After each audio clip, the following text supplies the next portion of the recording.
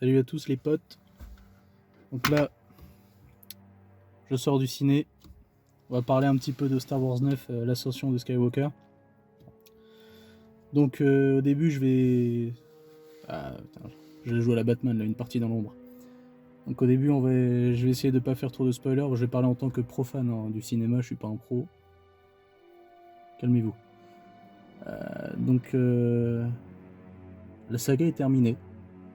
La saga officielle, numérotée, classique. Et j'ai une sensation bizarre. Donc sans spoiler, on va reprendre un petit peu. Donc en gros, Kylo Ren est suprême leader. Rey est parti avec les manuscrits des Jedi qu'il y avait sur Acto avec Luke. Et donc chacun est avec sa puissance et tente de conquérir la galaxie quand il peut. En fait, vous savez quoi? Spoiler direct. Bah les couilles. Bon, un pilote de Formule 1 qui vient de passer devant. Ah oui, donc là je suis dans la rue, je viens de sortir du ciné. Donc vas-y, spoiler direct. Alors ça commence très très fort. C'est vraiment d'ailleurs le rythme dans le film, hein, globalement, il va en vitesse lumière le film. Tu sens qu'il a pas le temps. Et donc ça commence où on voit Kylo Ren, un petit peu ce qu'il a fait pendant le temps entre le 8 et le 9. D'ailleurs on sait pas exactement combien de temps il se passe, mais pas énormément. Je dirais 1 an, peut-être 2 ans. Et donc on le voit, en fait, il a recherché... Il y a un message de Palpatine qui a été diffusé dans la galaxie. Et donc en fait il part à sa recherche. Et donc il trouve ce qu'ils appellent dans le film un orienteur Sith. Donc ça ressemble à une gueule d'holocron dans l'univers étendu, quoi. Ça y ressemble un peu. Et donc en fait il trouve la planète où Palpatine est caché, il le retrouve. Palpatine il essaie de le convertir, il lui donne une armée qu'il avait préparée depuis des années, depuis qu'on pensait qu'il s'était fait tuer. Rey de son côté elle s'entraîne avec Leia et chacun va chercher des ressources pour atteindre l'autre. Rey veut convertir... Kylo Ren veut convertir Rey, Rey veut abattre Palpatine. Rey veut abattre Kylo Ren, sauver la rébellion, tout ça. Donc en fait... excusez-moi, je vais parler, ça va être un peu brouillon, mais le film, il m'a... En fait, j'ai trop d'idées d'un coup dans la tête. Je me fais des doses, en fait. Mon cerveau se fait des doses. Et donc en fait, on voit que Kylo Ren, il connaît la vérité sur Rey, qui n'est pas forcément celle du 8, même pas du tout. Parce qu'en fait, Rey est la petite fille de Palpatine. Voilà. Palpatine a eu un fils, ce fils a eu Rey. Et en fait, Palpatine, il a une vision comme quoi il a vu Rey devenir impératrice et finir sur le trône. Donc il a voulu la récupérer. Ou la tuer, il dit ce qu'il veut pour la manipuler. Et Rey, quand elle apprend ça, quand elle se rend compte qu'en fait Palpatine il a fait tuer les parents de Rey, parce qu'il voulait la cacher et tout ça, donc en fait elle développe une certaine haine et elle se dit qu'elle va le buter. Donc il y a des affrontements avec Kylo Ren au final et Kylo Ren rebascule du côté lumineux grâce à Leia. Et Leia se reconnecte à lui et ça lui coûte la vie. Donc c'est comme ça qu'ils ont réussi à faire passer le fait que Carrie Fisher était morte.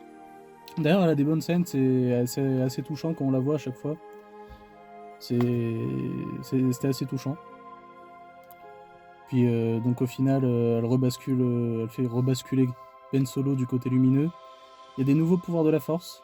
Donc parce qu'à ce moment-là, quand Ben Solo, il est comment dire, il est stun. En gros, il est un peu choqué quand il est reconnecté à sa mère et ça le fait perdre sa concentration. Rey, elle le transperce, elle lui met un coup de sabre dans le ventre. Et là, en fait, on l'avait déjà vu un petit peu plus avant dans le film, mais là, elle le refait, elle a un pouvoir de guérison, en fait. Donc elle le guérit, et puis là, elle se barre, elle prend son vaisseau, et elle va sur la planète où Palpatine s'est caché. Et en fait, quand je vous dis, il a une armée, c'est comme dans les bandes annonces, c'est rien. C'est à côté, il y a des milliers de vaisseaux, des milliers. Et donc, la rébellion, ils vont les attaquer en fait. Ils vont les attaquer direct pour essayer d'annihiler le plan de Palpatine à l'origine. Donc Rey va le confronter. Et en fait, Palpatine, son objectif, c'est de transférer sa conscience dans le corps de Rey pour devenir le Sith unique, le seul Sith qui règne et au final asseoir son pouvoir sur la galaxie. Et donc il arrive presque à faire basculer Rey en voyant que la bataille contre l'armée de la rébellion tourne en faveur du dernier ordre, parce que c'est du premier au dernier ordre, hein, selon les plans de Palpatine. Ils sont en train de gagner, ils sont en train d'exploser les rebelles. Et donc là, Rey, elle va pour céder, pour donner son corps, parce que comme ça, elle se dit qu'en étant impératrice, elle contrôlera la flotte et elle arrêtera la bataille, elle arrêtera le massacre. Et au final, en fait, il s'avère que Rey et Ben Solo, ils forment ce qu'ils appellent une dyade. Donc en fait, ces deux êtres qui sont en complémentarité. Et leur complémentarité fait que ils peuvent transférer de l'énergie vitale, ils se complètent et ils se régénèrent entre eux. Ils sont très très forts quand ils sont ensemble en fait. Et donc quand les deux se réunissent, d'ailleurs, il y a un combat qui est pas mal entre Kylo Ren, enfin entre Ben Solo et les Chevaliers de Ren, parce que quand Ben Solo revient du côté lumineux, les Chevaliers de Ren sont envoyés pour le tuer. Donc le combat est sympa, très très stylé. Et après donc il y a Ben et Rey face à l'Empereur. L'Empereur, hein, c'est le boss. Donc il arrive à les stun et à récupérer leur énergie vitale à eux deux. Donc ça le régénère, il retrouve toute sa puissance. Et là, il balance, mais alors un éclair sur la planète. Il balance un éclair dans l'atmosphère de la planète qui se répand à tous les vaisseaux rebelles pour les éclater en fait. Et donc entre-temps dans le film, on a vu que Lando, ils ont réussi, les rebelles, à récupérer Lando, et lui il va chercher tous ceux qui sont contre l'Empire, le Dernier Ordre, tout ça. Et donc là au dernier moment, il y a des milliards de vaisseaux, des trillions de vaisseaux de tous les citoyens de la galaxie en fait, qui viennent pour aider les rebelles. Donc la bataille elle reprend, c'est extrêmement stylé. Et donc il s'avère que Palpatine est plus ou moins en train de gagner quand même, hein. Il explose Ben, mais il le déglingue. Et après il l'envoie dans un cratère, il explose à 500 mètres de lui là. Et donc l'atmosphère d'ailleurs, Sith, elle était très très bien réussie, je trouve, où c'est dans une espèce de temple très stylé au niveau du design, où ça fait vraiment Sith quand on entend ce que c'est que les Sith, quand on explique ce qu'ils font, comment ils vivent, quels sont leurs principes et tout. L'architecture retranscrit bien ça, c'est vraiment très très bien fait, et on voit Palpatine, il a des milliers de serviteurs qui étaient réunis autour pour ce rituel-là, où il allait transférer sa conscience dans Rey, devenir l'empereur, être celui qui règne sur tout. Donc Rey et Ben Solo se font absorber leur énergie vitale, Ben Solo se fait éjecter, et au final, Rey, elle trouve dans la Force une manière de se connecter à tous les Jedi. D'ailleurs, très très stylé comme scène, où elle se connecte, tous les Jedi et elle rentrent un petit peu en connexion. On entend la voix de Qui-Gon, la voix d'Anakin, la voix de Windu, la voix de Kanan Jarrus, la voix de Obi-Wan, Luke, Leia, et là en fait il y a un dernier affrontement assez rapide entre l'Empereur et elle, où ça se règle un peu comme le combat Obi-Wan Dark Maul dans Rebels. C'est en un coup en fait. Et de là, comment dire, elle est éjectée, elle meurt de ses blessures en fait, tout simplement. Ben a réussi à revenir, et il est au bord de la mort aussi. Et dans leur communion, dans cette dyade, il arrive à transférer son énergie vitale dans Rey. Rien de sexuel, calmez-vous. Et au final, il sacrifie sa vie pour la sauver. Donc il y a cet instant de rédemption, ça c'est pas mal aussi. On voit que c'est le miroir d'Anakin, donc de son grand-père. Au final, on voit qu'ils ont le même parcours, d'abord Jedi, Après, ils sombrent, ils ont leur déchéance, ils sont dans le côté obscur. Puis au final, ils ont leur rédemption en affrontant l'empereur. Donc c'était bien ce parallèle-là, j'ai trouvé que c'était bien, ça bouclait bien. Et puis au final, Rey, entre-temps, elle avait récupéré le sabre de Leia, elle a réparé le sabre de Luke. Et donc au final, ça se termine sur Tatooine, dans la maison de Luke, où elle enterre les deux sabres, donc elle s'est forgé un sabre à lame jaune. Donc ça, c'est assez cool aussi, un petit peu de nouveauté dans les couleurs notamment. Et ça se termine sur le coucher de soleil où on voit une autochtone de Tatooine qui lui demande qui elle est. Et en regardant les soleils, en regardant la maison de Luke, elle dit qu'elle s'appelle Rey Skywalker. Et ça se termine, on la voit qui fait face aux deux soleils couchants de Tatooine dans la musique de Star Wars, et ça se termine. Voilà, donc ce qui était bien, c'est que honnêtement, pour boucler tout ce qu'il y avait à boucler, je m'attendais à... Franchement, je savais pas où ça partait, je faisais pas de théorie, enfin je faisais pas trop de théorie de manière sérieuse, où je me disais c'est comme ça que ça va se passer. Mais je me suis dit, c'est tellement parti dans deux directions différentes entre le 7 et le 8, j'ai bien aimé les deux, hein, pas de problème. Et je me suis dit ça allait être difficile à boucler, en fait ça se boucle bien. C'est pas mal, franchement c'est pas mal. Ça aurait pu être vraiment, mais vraiment pire. Donc de ce côté-là c'est bien. Les nouveaux personnages sont cool. Donc notamment Zori Bliss, c'est une ancienne contrebandière finalement qui était une relation de peau. Elle a un super look, franchement elle fait bien personnage de Star Wars, elle a un très bon look, je trouve qu'elle a du charisme. Même si on l'entend pas beaucoup, on la voit pas énormément. On doit la voir 5 ou 6 minutes dans le film. Mais vraiment, vraiment bon personnage. Les Chevaliers de Ren, ils ont une présence. On les voit assez peu aussi. Certains diront que c'est dommage qu'il y ait un peu le syndrome Phasma ou Boba Fett. Mais je trouve pas, on les a jamais teasés comme des grands méchants, on les a juste vus. Après, c'est les gens un peu qui ont extrapolé ce qu'ils voulaient voir d'eux. Donc ça va, ils ont un beau combat contre Kylo. Il y a des trucs vraiment, des moments vraiment touchants dans le film, où des dialogues, des phrases qui sont vraiment touchantes. Notamment C3PO, on lui dit sa phrase dans la balance, on sent vraiment que c'est la fin, ça amène la fin, donc c'est assez touchant. Leia aussi, bon, à chaque fois qu'elle parle, touchant. Il y a une scène avec Luke aussi où il arrive à remettre Rey sur pied finalement, à lui faire comprendre quelque chose d'essentiel. Ça, c'était très bien aussi. Après, dans les trucs positifs, visuellement, mais c'est une dinguerie. Il y a des plans.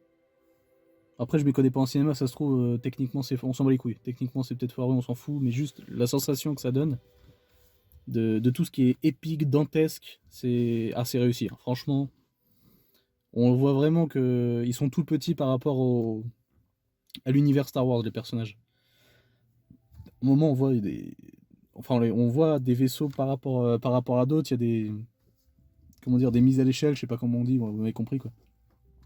Et on voit vraiment l'énormité de l'univers Star Wars quoi. Puis après quand on voit l'armée du Dernier Ordre face à tous les citoyens de la galaxie finalement qui vont se battre pour leur liberté, pour leur survie. Mais le plan est fou quoi, quand on voit les milliers de vaisseaux, c'est incroyable quoi, ça m'a donné des frissons. Et bon après l'ambiance a été folle dans la salle, il y avait des gens qui en cosplay. Dès que le film a commencé, applaudissements. Donc là, l'ambiance aussi, elle jouait pas mal. C'était vraiment cool, vraiment une bonne salle. Je suis allé en IMAX 3D, donc c'était vraiment une bonne expérience.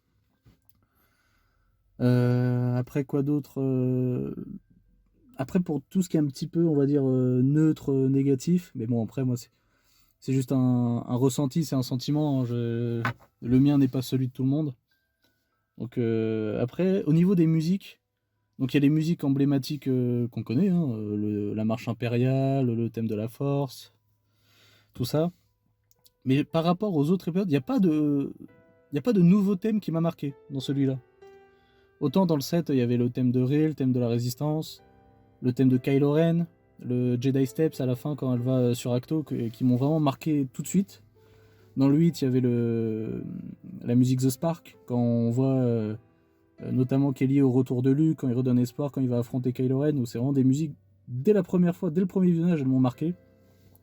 Et là, il n'y a pas eu ça, en fait. C'était plus... il n'y avait pas de nouvelles musiques, mais c'est plus une réorchestration ou une réutilisation des musiques déjà existantes. Donc voilà, c'est un point... C'est pas un point négatif, c'est juste que... Il n'y a pas de nouvelles musiques aussi stylées qu'avant, quoi. Ils ont réutilisé des musiques ultra stylées, mais il n'y en a pas des nouvelles en plus, quoi. C'est ça que je veux dire. Bon, après, dans les trucs, c'était un peu téléphoné. Il y a une espèce de... Bon, il y a une mini-romance à la fin entre Rey et Ben Solo. Ils s'embrassent. Ben Solo meurt à la fin. Il meurt et il disparaît finalement comme tous les Skywalker. Notamment, mais pas que eux, hein, Yoda aussi, tout ça. Donc il rejoint la Force. Puis après, donc ça, c'était un peu téléphoné. C'est pas négatif en soi, mais c'est un peu téléphoné quand on s'y attendait. Ça s'est fait, voilà. Après, quelque chose... C'est pas forcément négatif, mais je pense que c'est juste... Il n'y avait pas le choix, en fait. Il n'y avait pas d'autre moyen de le faire. Le combat contre Palpatine, où en fait, il a toute la puissance des Sith en lui. Rey a toute la puissance des Jedi en elle. Et ils font un peu comme Voldemort et Harry Potter, quoi. Ils se regardent, ils font une attaque et ça se termine. Mais d'un autre, donc ça c'est dommage dans le sens où quand on voit la puissance qu'ils ont, on se dit qu'on aurait bien vu un combat dantesque avec des moves de fou, un peu comme dans le 3 par exemple entre Obi-Wan et Anakin. Mais d'un autre côté, on n'a pas vraiment le choix, quoi. Enfin, si on exploite vraiment leur pouvoir à fond, ils font péter la planète instantanément, quoi. Palpatine, ah oui, au début du film, quand il dit qu'il va aider Kylo Ren à prendre le contrôle de la galaxie, il lève la main, il fait ça, il soulève ces milliers de vaisseaux qui étaient enfuis sous la croûte terrestre en fait de la planète où il est. Il les soulève, il lève les doigts, il les soulève de la planète, mais des milliers et des milliers de vaisseaux. Et ok. Voilà. Donc après ça, bon, c'est un point négatif sans être un point négatif. Je pense qu'en fait, il n'y a pas le choix. Tu peux pas faire affronter Palpatine. Il est trop puissant, en fait.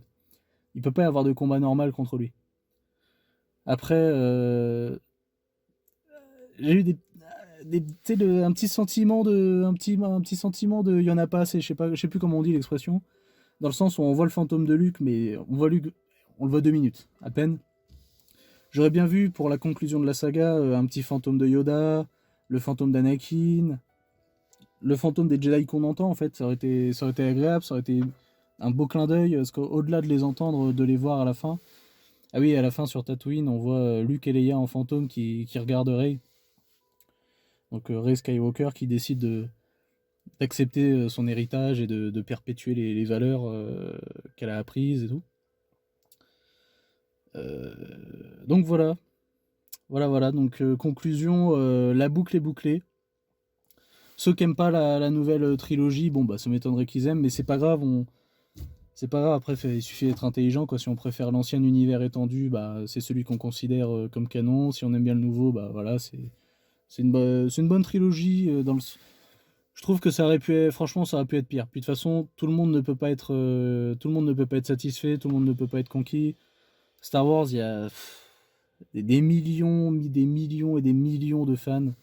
Il y a 1 milliard de personnes a vu au moins un épisode de Star Wars, donc on peut pas contenter 1 milliard de personnes avec un seul objet, avec une seule œuvre, enfin une seule vision de l'œuvre.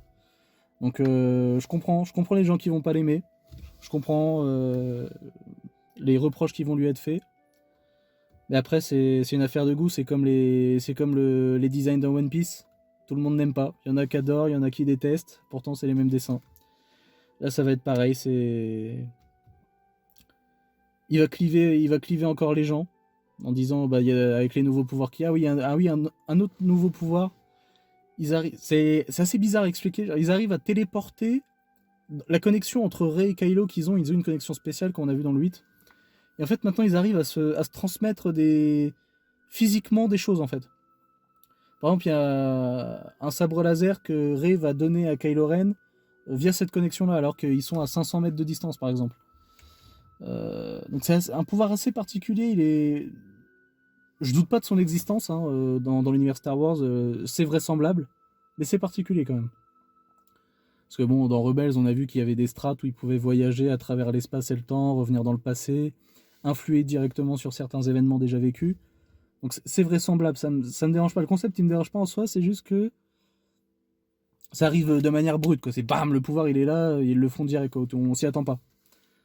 Donc voilà, un nouveau pouvoir sympathique, donc le pouvoir de guérison de Rey, ouais, pourquoi pas. C'est expliqué dans la diade, où ils font que leur complémentarité fait qu'ils ont une espèce de surpuissance avec leur pouvoir, Donc non, pourquoi pas, c'est assez vraisemblable. Dans l'univers Star Wars, il y a eu des trucs très très très puissants dans l'univers étendu légende maintenant. Par exemple, dans la trilogie Calista, une des pires trilogies que j'ai pu lire, mais dans le deuxième tome, qui est le meilleur des 3 tomes, il y a 17 Jedi, il me semble, qui donnent leur énergie, qui transmettent toute leur force en un seul, et il arrive à repousser des destroyers stellaires à l'autre bout du système solaire. Donc c'est vraisemblable, en termes de puissance, c'est pas choquant, je veux dire. Donc voilà. Voilà, en résumé, la boucle est bouclée. Dans le nouvel univers, c'est une bonne conclusion, ça aurait pu vraiment être pire. Il y a quelques trucs qui auraient pu être mieux, c'est sûr, mais bon. De toute façon, aucune œuvre n'est parfaite. Star Wars ne fait pas exception. Bien que ça s'en rapproche. Mais non, je suis... Franchement, ça fait bizarre. Là, je suis dans un sentiment assez particulier parce que c'est fini. C'est fini, la saga principale est terminée. J'ai plein d'informations, plein de questionnements. Et c'est touchant, quoi. C'est émouvant. De dire que ça se termine de cette façon. Et puis voilà, moi, donc... Ouais, j'attends la suite, la trilogie KOTOR, hein, notamment. Donc je sais que ce sera pas les mêmes KOTOR que dans l'univers légende, mais moi après j'ai cette façon-là de penser qui fait que ça me convient dans le sens où j'arrive à faire cohabiter les deux univers pour moi. Et pas de problème. J'aime bien les trucs de l'ancien, il y a des trucs du nouveau que j'aime bien, pas de problème. Donc voilà, j'attends impatiemment la suite sur tout ce qui est univers étendu. Donc les nouveaux films, la nouvelle série. D'ailleurs, Mandalorian, c'est excellent pour l'instant. J'adore le style de la série et ce qu'ils font avec. Donc voilà, première critique vidéo cinématographique pour moi. J'étais en mode Batman. L'obscurité est mon ami. Je suis la nuit. Donc à la prochaine. Et que la force soit avec vous. Allez, à plus.